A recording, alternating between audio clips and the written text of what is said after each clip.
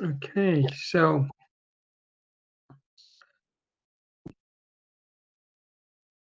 can we start with that prayer? Om Sahana Vavatu Sahano Bhunaktu Sahaviryam Karavavahe Tejasvinavaditamastu ma Vidvishavahe. Om Shanti Shanti Shanti. Okay, so peace to everyone, and let's have a successful session. Last week, I think we started discussing how or the origins of the Vedas. We also started discussing the different aspects of Hinduism that surfaced before Shankaracharya. And I think we ended there. But there was more than that. So we'll start with around 1887 BC, not even recent. It's before Christ, or BCE, before current era. A young prince was born. He was named Siddharth. This young prince, he grew up in luxury. He did not know what suffering was. He was pampered. He was always around happy people. It was very nice environment for him. So he grew up knowing none of the sadness, none of the darker side of being a human. As he grew up, it came to a stage where he was going to get married. He was ready for marriage. He got married and he had a beautiful son. He was still enjoying life. Everywhere within his kingdom, he saw only happiness, and that's all he knew. One fine day, he decided he wanted to leave the check out the outside world that's beyond the gates of the palace. When he went out there into the real world, he started seeing things he had never seen before. He saw someone who was really sick. He saw someone who was suffering, someone who was dying, and he had all these questions and no one had answers. For the first time, he had questions. He had seen suffering, he had seen pain, he had seen death, and he had no answers but only questions. So this Prince Siddhartha left the kingdom. He left his family, he left everyone, because nobody in the kingdom could give him answers. He went to different places, different ashrams to find answers. He got a little bit of knowledge, but not all of it. He gathered information here and there, and finally one day he decided he had all the knowledge he needed, and he started uh, preaching his uh, knowledge throughout India. Well, he started off wherever he was. This was more in Bihar, Gaya, that area, and from then on he came to be known as Gautama Buddha. So this is Buddha's story, basically. It's a summarized version of his story, but that's his story. And Buddha never believed in God. He did not believe in the Vedas. So these people were called Nastikas because they did not believe in eternal God. There's the other side, which is Asti, which is eternal. Nasti means na asti, which is not eternal. So Buddha did not believe in the Vedas. He did not believe in God. He believed in non-violence. He believed in a lot of good things, but he did not believe in the concept of God. He said there's nothing beyond uh, this one. There's shunya. Shunya is zero. There's nothing beyond our lives. But he also believed in all the good things like karma, uh, non-violence, etc. And that's where one thing goes a long way to his credit I have is a question. vegetarian. Yeah, Yash. Did he believe in karma? Yeah, he believed in karma. Okay. Karma is a big part of Buddhism. Oh, okay. I see. Yeah. Next. So, so that was Buddha. Then a similar saint by the name, similar version of theory and knowledge was propagated by a saint by the name Mahavir Jain. He uh, he believed that there were souls only in living beings, and he did not believe in God either. Again, he did not believe in violence. So he was a naked monk. Think about it that way. He was a naked monk. He did not believe in any material life. He would make sure he would carry a broom so he sweeps away all the ants, etc., that are in his way. He wouldn't even want to kill them. Today, there are Jains who are serious about their religion. There's two sects of them. One of them wear only white clothes, and the other ones they don't wear any. There, some of them are that strict that they wear a mask on their face, like we have our face mask for COVID. They have the mask all the time. The reason is they don't even want to hurt bacteria or insects because of their warm breath. That's how much they think about non-violence. Anyways, so these two full cultures, but they did not believe in God. Then you had someone like the Charvakas. Charvakas believed we have only one life, live, eat, be happy. They were atheists. They did not believe in God, Vedas, or anything. Eat, drink, be happy, marry, that sort of thing. They didn't care where you got your money from, what happened. They were kind of a little bit like the Asuras. And they had a proper philosophy book, a book which gave them guidance on how to live life like that. But that wasn't the most peaceful of societies. Like that, there were about 72 different there. And this was spreading Sorry, could you please uh, repeat that? I think you cut out 72 uh, different what? 72 different sects. So these, just like Charvaka, Buddhism, Jainism, there were a lot of other groups, 22 as per the records of the time when Shankaracharya came into existence. Oh, okay. Thank you. Okay, so now imagine this scenario where there are more atheists on the planet, on in India, on the planet, than there were theists. These are atheists are people who don't believe in God, theists who believe in God. So in Hindus, and I'm going to give you this is more a story form. So in India, in Hinduism, the gods or the deities like sun, wind, all these forces of nature, they rely on the prayers that you and I do. That gives them the energy and strength to do what they're doing. Okay. Now, when they were atheists, there were fewer pujas, fewer yajnas, fewer sacrifices, and the gods lost their source of food. That's their source of food, right? So when they started becoming weak, they go to Lord Brahma for advice. They need to be saved. Um, Brahma says, "Look, the only person who can save you is Lord Shiva. So let's go to him." And when they go to Lord Shiva, they explain their problems, and Lord Shiva says, "Okay, I'll help you. I will go down to earth. I will take birth as a human on earth, and I will help you." Now, if you remember Mahabharata, something similar happened. When Devas had problems, they went to Vishnu. Vishnu said, "I'm going down to earth." And then some of the gods also accompanied him. Same thing with Lord Shiva. Some of the gods also wanted to come and help him. But that's at a later stage. I'll talk to you about that a little later.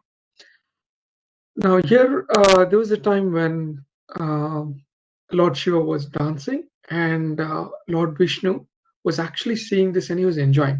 He was on on the snake, Sheshnag, which is a 1,000-headed serpent. Okay. Lord Vishnu closed his eyes and he was enjoying the dance so much that he started becoming very heavy. Okay. He started becoming so heavy that Sheshnag started feeling he cannot bear that weight anymore. It went to that stage. And Lord Shiva finally stopped dancing. Immediately, Lord Vishnu became very light again. And then, um obviously curious, uh, Sheshnag asked Lord Vishnu, "What happened? Why? What's happening here? Why is this so important? This event so significant?" So Lord Vishnu says, "Oh, this is the thing. Lord Shiva is going to be incarnating as a human on Earth, and everyone's very pleased about it. This is to restore Dharma. Okay, restore the Vedic way of life, basically, not the Dharma, Vedic way of life." Sheshnag, he's been with Lord Vishnu in Ramayana time as Lakshman and as Balram in Krishna's time. So he's been with Vishnu. Now he wants to help out Lord Shiva too. So he decides to take birth on Earth, right? And there is a famous, it's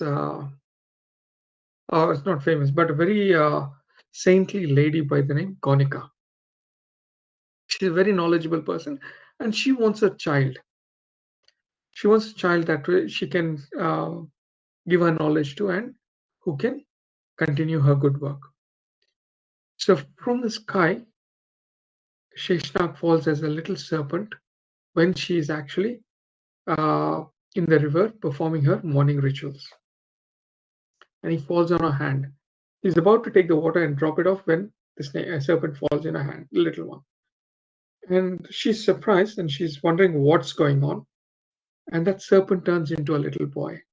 And the little boy asks, "Can you take me? Can you adopt me as your child?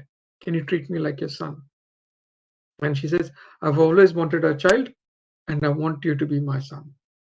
That's where the story of Patanjali comes in. Patanjali, he's one of the greatest Maharishis of his time.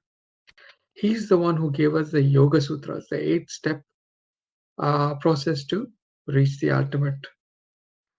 He that's that's what he's very popular for. But there's a couple of other things that he's also given, right? Something called the Mahabhashya. He's written commentary on Panini's Sanskrit. So this enhances the grammatical effects of Sanskrit. And he's given a new dimension to Sanskrit grammar. So this is called the Mahabhashya. Then he also gave Atre Samhita, which is a part of Ayurveda. Okay, so these are three things. Yoga Sutras gave peace of mind. Mahabhashya gave an eloquent language for peace. And then the Ayurveda side of things gave peace for the body. So that was his contribution to humanity. That's an amazing contribution. Okay. Now, as time went by, he wanted this Mahabhashya to be transferred to his disciples and from disciples to the rest of the country. So what he does is he invites about 1,000 students and tells them, "I'm going to give you the Mahabhashya knowledge, but the condition is you guys are going to close your eyes and not see. If you open your eyes when I'm giving you the knowledge, you will become a Rakshasa." Okay, so there's 1,000 students there. He goes behind a curtain and he starts giving them knowledge. The reason he goes behind the curtain is he doesn't want them to see his true form. With the 1,000 heads, he's giving the 1,000 students instructions. There's one particular student who doesn't get it. He does not get it, no matter how much he tries. So he gets up and he walks away. Okay. And he wanders around and he wants to come back after wandering. But in the meantime, here Patanjali's dispensed his knowledge, and he opens his eyes and he's surprised to see 999 piles of ash. Guess what's happened? One of the disciples decided they want to see what's going to happen what's happening behind the curtain. Opens the curtain and he turns into ash. Immediately, he's burnt to a crisp. Okay, he becomes ash. When the others open their eyes, they see Patanjali for who he really is, and they also turn into ash. Okay, so now he's shocked. Patanjali is shocked. He wanted this knowledge to be transferred to the next generation and the generation after that.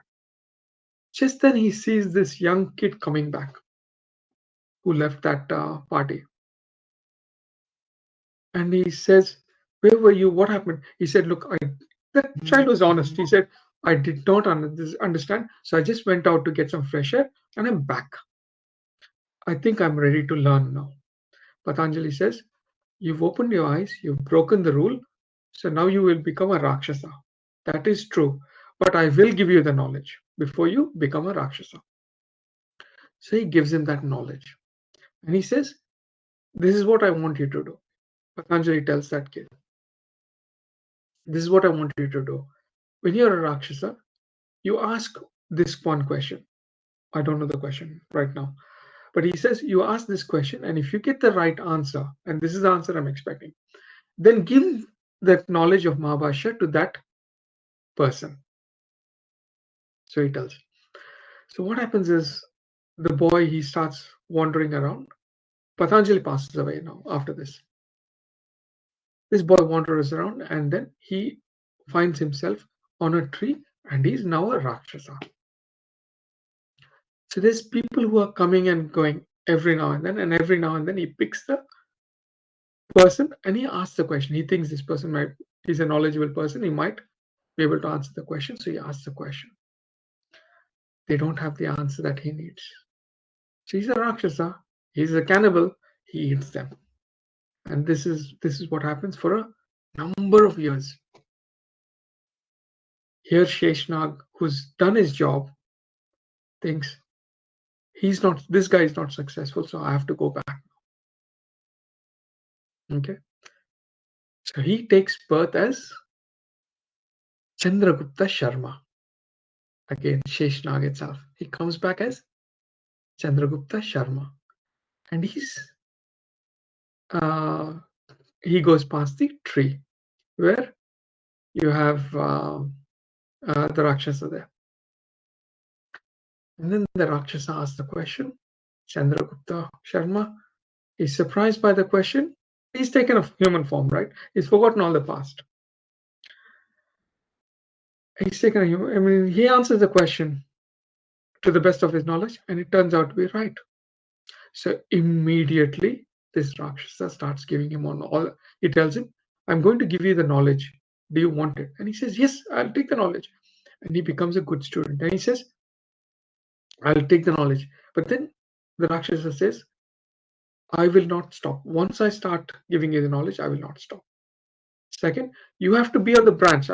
On one of the branches. I'm on the tree. I can't come down to give you the knowledge. You have to come up and take the knowledge." Okay. So he says, "Okay." Now he needs a pen and paper. What does he do? He's got a scribbler. And what if he runs out of ink, etc.? So what he does is he has a sack and a bunch of paper. The kind of paper back then is a little different. It's bark leaves, that sort of thing. So what he does is he scrapes his thigh and it's bleeding. He uses that for 14 days and nights continuously. He's dipping into his thigh for the blood, for the ink, and he's writing the script. No food, no water, he's writing continuously. At the end of this, the Rakshasa says, "I'm done. I've given you all the knowledge. Now it's your job to give it to the rest of the country." Okay. And he says, I only have this knowledge. Now I have to go and get additional knowledge, which is self-knowledge, Atma Gyan, etc. And he goes towards the Himalayas. This Rakshasa comes from a small place called Gauda in Bengal from there. So because he doesn't give his name, everyone calls him Gaudiya, Gaudiya, Gaudiya. Okay, and that name kind of stuck to him. After his education in the Himalayas, he becomes Gaudapadacharya. Okay, we'll come back to that a little later. Now this Chandragupta Sharma, who's got all these this whole sack, he's now weak. He has to go back home first, and then he has to gain his energy back before he can start dispensing all the knowledge he's learned. So he's carrying this sack and he's on the way and he's bleeding, right? So he's really exhausted, he's tired, so he just lies down for a few minutes. He thinks, I should lie down for a few minutes. So when he's lying down, a goat comes and starts eating gnawing at the literature that he's all written. Okay, so some of that is eaten, and immediately when Chandragupta Sharma realizes that some of the scripts that he's written it's eaten by the goat, he immediately shushes the goat and he grabs the bag and he starts going. So this is why they say, yes, Patanjali is given all this knowledge, but because of the goat now, a part of the knowledge is still missing. Okay, so that even today there's the saying that Patanjali's yoga, so Mahabhasha is incomplete because of that. Anyway, coming back to the story. So he's really tired, right? So he goes to a Vaishya's house. A Vaishya is a businessman. So he goes to his house and he says, look, I'm really tired. I'm really exhausted. And this is my duty. I have to spread the knowledge of this Mahabhasha. Can I just stay here for a night? The businessman is a very kind man. He lets him stay for that night.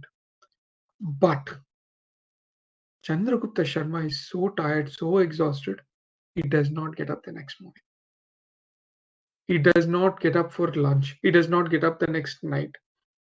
And the businessman, the Vaishya's daughter, realizes he's not well. So what she does is she takes a little bit of curd and rubs it on his belly. She knows he's exhausted because he hasn't eaten in a long time. And through the skin, his body starts absorbing the food. So she's rubbing that yogurt every day for a few days, and then he starts getting his energy back.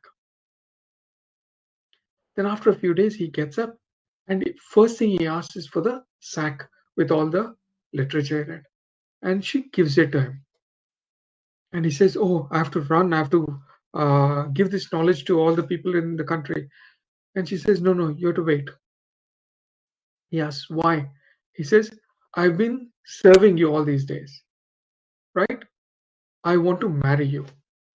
And why she wants to marry him? Because he's got a sort of radiance. This Chandragupta Sharma, he's very handsome and he's got some sort of radiance in him. She's attracted to him. She wants to marry him no matter what. Chandragupta Sharma refuses. So then the businessman says, my daughter wants to marry you. She's served you. Okay? And I think she has every right to ask that question. So let's go to the king who's going to help us out with this dilemma. So they agree and they go. When they go to the court, the radiance of this guy, Chandragupta Sharma, is so appealing that the king now wants his daughter to marry Chandragupta Sharma.